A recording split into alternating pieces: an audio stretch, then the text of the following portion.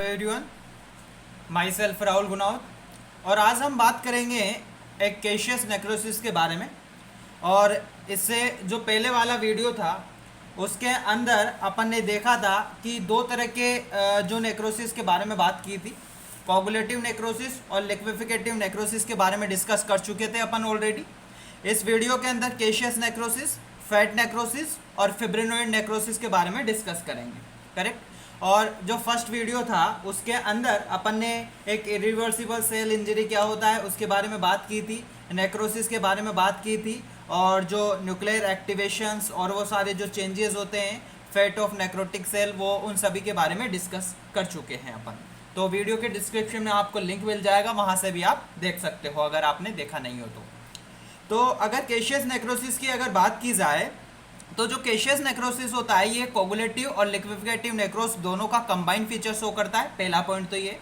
Second point ये है कि जो कैशियस नेक्रोसिस होता है विथ ग्रेनुलोमा के साथ ये ऑब्जर्व होता है ट्यूबरक्लोसिस और सिस्टमिक इन्फेक्शन के अंदर।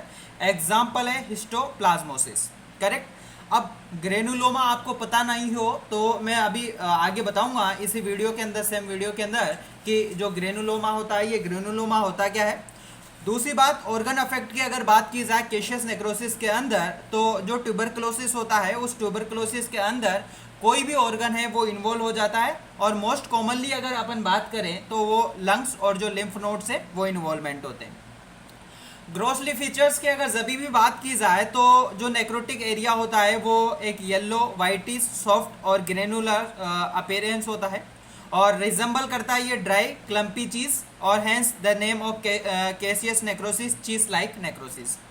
कहने का मतलब ये है कि जो कैशियस नेक्रोसिस है इसको चीज लाइक नेक्रोसिस क्यों बोला जाता है, क्योंकि ये ड्राई क्लम्पी चीज की तरह रिजेंबल करता है, और जब क्लम्पी चीज की तरह रिजेंबल करेगा मतलब चीज लाइक नेक्रोसिस भी इसलिए बोला जाता है इसको, करेक्ट। और कहने का मतलब ये है कि हम बात करें माइक्रोस्कोपिक की अगर जब भी बात की जाए तो बता देता हूँ माइक्रोस्कोपिक पे कैसा दिखता है कैशियस नेक्रोसिस, ध्यान से देखिएगा।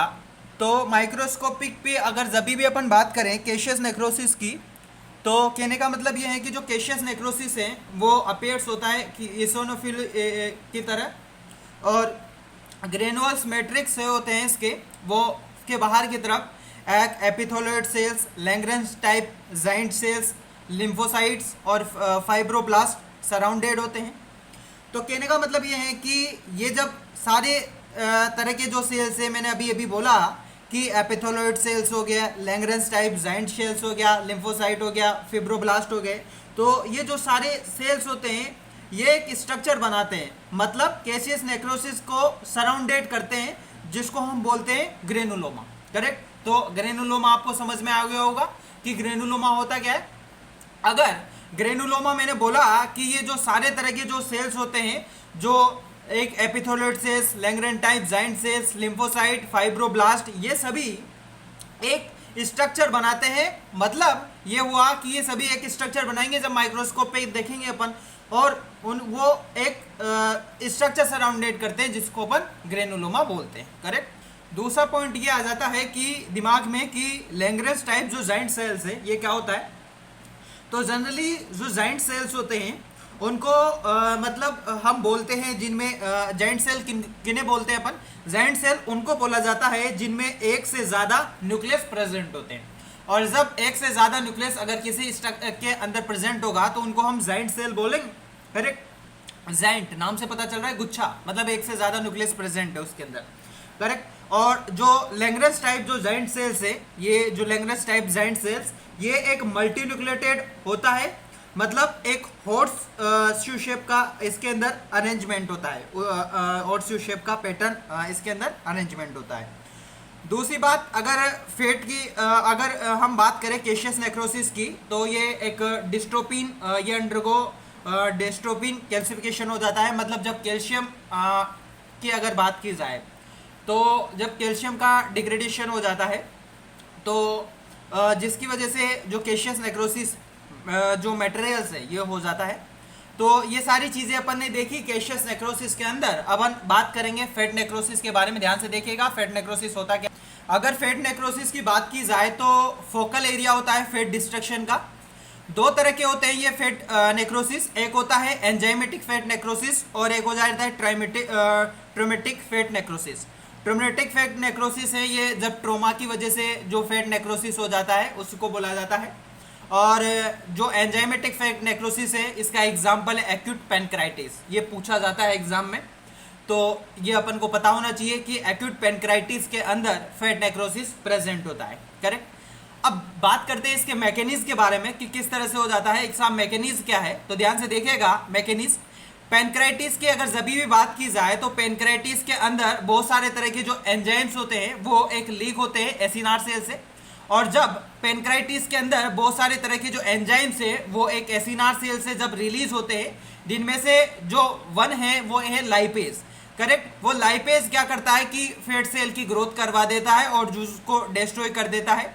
फिर वो क्या है कि लिबरेट करता है फ्री फैटी एसिड, और फिर वो फ्री फैटी एसिड लिबरेट करता है और कंबाइन हो जाता है वो कैल्शियम के साथ, मतलब इसकी कैल्शियम के साथ बहुत ज़्यादा अफिनिटी होती है इसकी फ्री फैटी एसिड की, और ये कंबाइन हो जाएगा कैल्शियम के साथ और एक कैल्शियम सॉल्ट का फॉर्मेशन करेगा जिसको अपन फेट स्पोनिफिकेशन बोलेंगे। उसके बाद में माइक्रोस्कोपिक की अगर जब भी बात की जाए, माइक्रोस्कोप पे देखने पे कैसा लगता है तो ध्यान से देखिएगा, मैं बता देता हूँ आप। तो माइक्रोस्कोपिक पे जो नेक्रोटिक सेल्स होते हैं वो अपीयर्स होते हैं एक पोल्स और शेडी आउटलाइंस होता है बाय इन्फ्लामेटरी सेल्स के सराउंडेड होता है। ग्रोसली अगर जब भी बात की जाए ये चाल की वाइट एरिया है वो अपेरेंस दिखता है अपन को। और ट्रोमेटिक फेट नेक्रोसिस के अंदर अभी अभी अपन ने बोला कि ये कोई भी उन टिश्यू के अंदर प्रेजेंट होगा जहां फेट का कंटेंट बहुत ज़्यादा है। मैंने क्या बोला कि जब ट्रोमा की वजह से ट्रोमा के बाद में जो नेक्रोसिस हो जाता है उसको बोला जाता है ट्रोमेटिक फेट नेक्रोसिस, और ये कहने का मतलब उन टिश्यू के अंदर प्रेजेंट होता है जहां पे जो मतलब फेट का कंटेंट है वो बहुत ज़्यादा होगा। और जब जहां फेट का कंटेंट बहुत ज़्यादा होगा तो ऐसा कौन सा एरिया है जहां मतलब ऐसे कौन से टिश्यू है जहां पे फेट का कंटेंट बहुत ज़्यादा होता है, तो ब्रेस्ट और जो थाई की अगर बात की जाए तो दो रीज़न ऐसे हैं, ब्रेस्ट और थाई, जहां पे जो फेट का कंटेंट है वो बहुत ज़्यादा होता है, तो उन रीजन के अंदर ये नेक्रोसिस हो जाता है। और ये फॉलोइंग ट्रोमा है वो सीवियर ट्रोमा है वो कॉज कर देता है। उसके बाद में नेक्स्ट अपन बात करते हैं फिब्रिनोइड नेक्रोसिस। फिब्रिनोइड नेक्रोसिस होता क्या है, characterize by the deposition of pink staining proteinaceous materials in the tissue matrix with the staining patterns of the remnants of the fibrin. मतलब जो फिब्रिन का इसके अंदर जो स्टेनिंग पैटर्न प्रेजेंट होता है इसलिए इसी का नाम फिब्रिनोइड नेक्रोसिस, इसलिए अपन इसको फिब्रिनोइड नेक्रोसिस बोलते हैं। फिब्रिनोइड नेक्रोसिस अगर आपसे कोई पूछ लेता है कि इसको फिब्रिनोइड नेक्रोसिस क्यों बोला जाता है, क्योंकि इसके अंदर जो कहने का मतलब जो इस फिब्रिन का जो स्टेनिंग पैटर्न है वो प्रेजेंट होता है इसके मैट्रिक्स के अंदर, टिश्यू के मैट्रिक्स के अंदर, इसलिए इसको फिब्रिनोइड नेक्रोसिस बोला जाता है। कोज की अगर जब भी बात करें तो तीन तरह से कोज हो सकता है, ये इम्यून मेडिएटेड वेस्कुलर इंजरी। और इम्यून मेडिएटेड वेस्कुलर इंजरी होता क्या है कि जो ब्लड वेजल्स की जो वॉल होती है वहाँ पे एंटीजन और एंटीबॉडीज है उसका डिपोजिशन हो जाता है। मैंने क्या कहा कि ब्लड जो वॉल है उसकी ब्लड वेजल्स की जो वॉल वहाँ पे एंटीजन एंटीबॉडीज का डिपोजिशन हो जाता है इसके अंदर।